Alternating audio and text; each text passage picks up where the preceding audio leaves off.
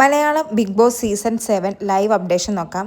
രാവിലെ തന്നെ നമ്മുടെ ആദിലയും നൂറയുടെയും സംസാരമുണ്ടായിരുന്നല്ലോ ബെഡ്റൂമിൽ വെച്ച്. അവരായിട്ട് തന്നെ ഒരു ടോപ്പ് 5നെ കണ്ടുപിടിച്ചിട്ടുണ്ട്, അല്ലെങ്കിൽ ഫൈനൽ വരെ എത്തുന്നവരെ, 100 ഡേയ്സ് നിൽക്കുന്നവരെ കണ്ടുപിടിച്ചിട്ടുണ്ട്.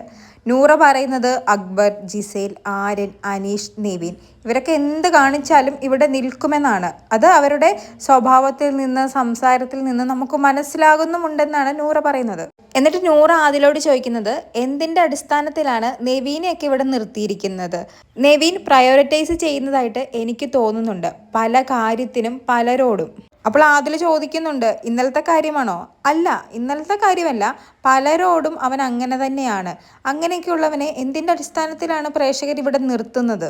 ഇനി ഇതും നൂറയും ആദിലയും ചേർന്ന് പ്രേക്ഷകർക്ക് ഇട്ടുകൊടുക്കുന്ന ഒരു തോട്ടാണോ എന്നറിയില്ല.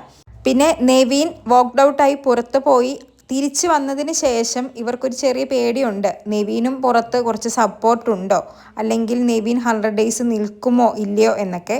ചിലപ്പോൾ അതുകൊണ്ടുമാവാം ഇവർ ഇങ്ങനെ ഒരു സംസാരിക്കുന്നത്. പിന്നെ നെവീൻ മുൻഗണന കൊടുക്കുന്നു എന്ന് പറഞ്ഞാൽ ആദ്യമൊക്കെ കൊടുത്തിരുന്നു പലർക്കും. പിന്നെ ആദ്യത്തെ സമയത്ത് പല ഗ്രൂപ്പുകളും ഈ ഹൗസിനുള്ളിൽ ഉണ്ടായിരുന്നു. പിന്നീട് ആ ഗ്രൂപ്പുകളൊക്കെ പൊളിഞ്ഞ് പുതിയ ഗ്രൂപ്പുകളായിരിക്കുകയാണ്. പിന്നെ നെവീനും ആദിലയും നൂറയും എത്രയൊക്കെ പരസ്പരം സംസാരിച്ചാലും 3 പേരുടെയും മനസ്സിൽ ഒരു ദേഷ്യമുണ്ട്. പ്രത്യേകിച്ച് ഇവരുടെ കമ്മ്യൂണിറ്റീനെ കുറിച്ച് പറഞ്ഞത്, നെവീൻ പറഞ്ഞത് ഇവർക്ക് ഇഷ്ടപ്പെട്ടിട്ടില്ല. അന്നു മുതൽ ഇവർക്കൊരു ദേഷ്യമുണ്ട്, അതുള്ളിൻ്റെ ഉള്ളിൽ കിടപ്പുണ്ട്. അതുകൊണ്ട് തന്നെ പരസ്പരം അങ്ങോട്ടും ഇങ്ങോട്ടും പണി കൊടുക്കാൻ കിട്ടുന്ന അവസരത്തിലൊക്കെ ഇവർ പണി കൊടുക്കുന്നുണ്ട്. അല്ലാത്തപ്പോഴൊക്കെ മിണ്ടി നല്ല ഫ്രണ്ട്സിനെ പോലെ ഇരിക്കുന്നുമുണ്ട്. ഇവരായിട്ട് തന്നെ സങ്കല്പിച്ചാണ് നെവീനെ ടോപ്പ് 5ൽ കൊണ്ടുപോയിരിക്കുന്നത്.